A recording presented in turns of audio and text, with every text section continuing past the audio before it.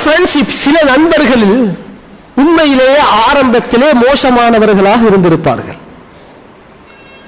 இப்ப அதுல சில நண்பர்கள் என்ன செய்வார்கள் சொன்னால், மனுஷன் தான் எந்த சரி ஒரு நாளைக்கு ஞானம் பிறக்கிறதானே, இவன் என்ன செய்வான், 4 பயான கேட்டு திருந்திடுவான்.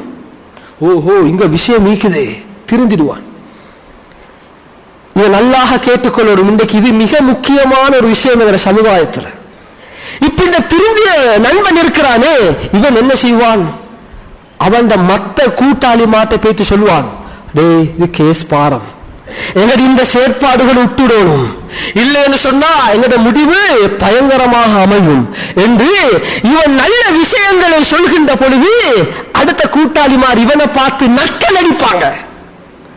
இவரை பயம் பண்ண வந்துட்டார், இவரு இன்றைக்கு நாளைக்கு பள்ளிக்கு போய்த்துக் கொண்டு, இன்றைக்கு நாளைக்கு 4 பயான கேட்டுக்கொண்டு இவர் எங்களுக்கு பயம் பண்ண வாராரு என்று சில நண்பர்கள் இவரை பார்த்து நக்கல் அடிப்பாங்க. இது எவ்வளவு பயங்கரமான நக்கல் தெரியுமா?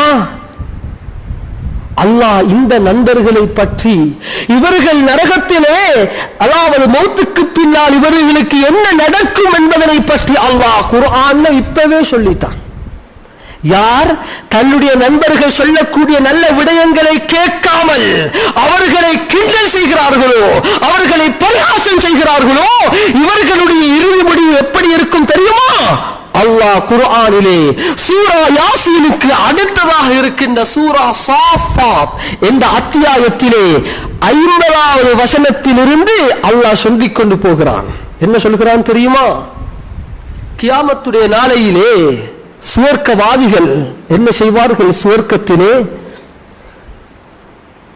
உலகத்திலே அவர்கள் செய்த பழைய கதை, நாங்க இப்பவும் அப்படித்தான், ஒரு லீவ் ஒன்று கிடைச்சா எல்லாரும் ஊர்ல ஒன்று சேர்ந்தா கூட்டாளி மாறு சேர்ந்து என்ன செய்வோம், பழைய வரலாறெல்லாம் கலப்போம், கதைச்சு ஒரு ஃபன், ஒரு இன்பம். அதுல இது மாதிரி சகோதரர்களே சுவர்க்கத்திலேயும் அல்லாஹ் அப்படியான ஒரு சந்தர்ப்பத்தை வைத்திருக்கிறான்.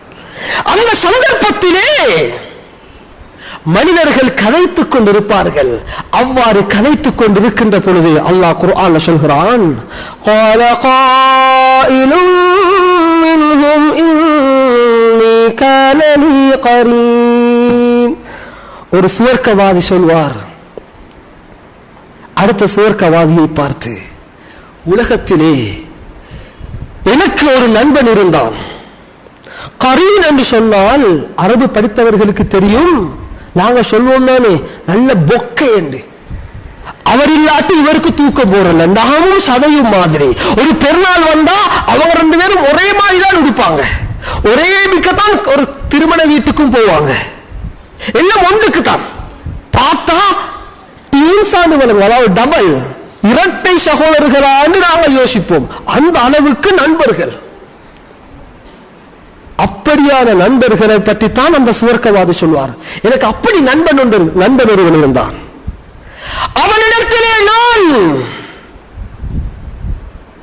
இந்த நரகத்தை பற்றி, அல்லாஹ்வை பற்றி, ரசூலை பற்றி, மார்க்க விடயங்களை பற்றி, கபரை பற்றி சொல்கின்ற பொழுது அவன் என்னை பார்த்து பரிகாசம் செய்தான். நடக்குதா இல்லையா சகோதரர்களே? நடக்குதா இல்லையா? ஒரு நல்ல விஷயத்தை சொன்னா நாங்க எப்படியுமே அவருக்கு ஒரு இன்சல்ட், அவரை ஒரு கேவலப்படுத்தி தான் தீர்றோம். இவர் பயம் பண்ணிட்டு போறாரு பெரிய, சொல்றோமா இல்லையா? அல்லாஹ் பாதுகாக்கணும். அந்த வார்த்தையுடைய விளைவை பாருங்கள்.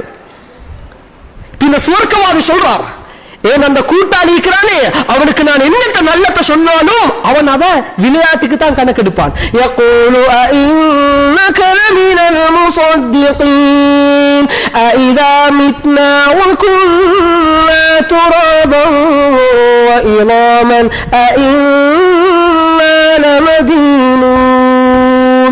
அவன் சொல்லுவான், நாம மௌத்தாகி மண்ணோட மண்ணாகி மக்கி போனதுக்கு பின்னுக்கால மறுபடியும் உயிர் வார அவங்களுக்கு நடக்க போற காரியமா? சொல்றோமா இல்லையா? இப்படி அந்த சுவர்க்கவாதி தன்னுடைய உற்ற நண்பனை பற்றி மற்றைய சுவர்க்கவாதியை பார்த்து சொல்லிக் கொண்டிருக்கின்ற பொழுது ஒரு மலக்கு வருவார், வந்து கேட்பார் அந்த சுவர்க்கவாதியை பார்த்து. இது கட்டுக்கதை, ஹிஸ்டரி அல்ல, நாளைக்கு நடக்க போறத அல்லாஹ் குர்ஆன்ல சொல்றார். சூரத்து சாஃபாத், யாசீனுக்கு அடுத்த சூரத்துல 50வது வசனத்திலிருந்து நீங்க எடுத்து பாருங்க டிரான்ஸ்லேஷன் என்ன அல்லாஹ் சொல்றான். இப்ப அந்த மலக்கு வந்து கேட்பார் இந்த சுவர்க்கவாதியை பார்த்து, நீங்க எந்த நண்பனை பற்றி கதைத்துக் கொண்டிருக்கிறீர்களோ அந்த நண்பனை காட்டவா? நான் யார் சரி வானம் சொல்லுவோமா? அடே வேண்டும் ஹை பேக்கெட் நண்பனை யார் சரி பார்க்கறதுக்கு விருப்பம் இல்லை.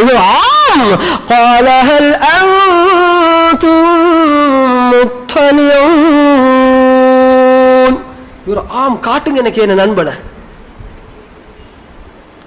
இப்ப என்ன செய்யப்படும் சகோதரர்களே? அந்த சுவர்க்கத்தில் இருக்கின்ற அந்த சுவர்க்கவாதியை அப்படியே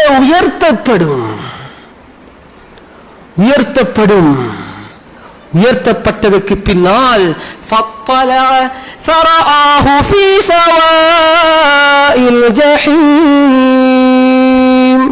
கூட்டாளியை பாப்பாரு. கூட்டாளி எங்க இப்பாரு?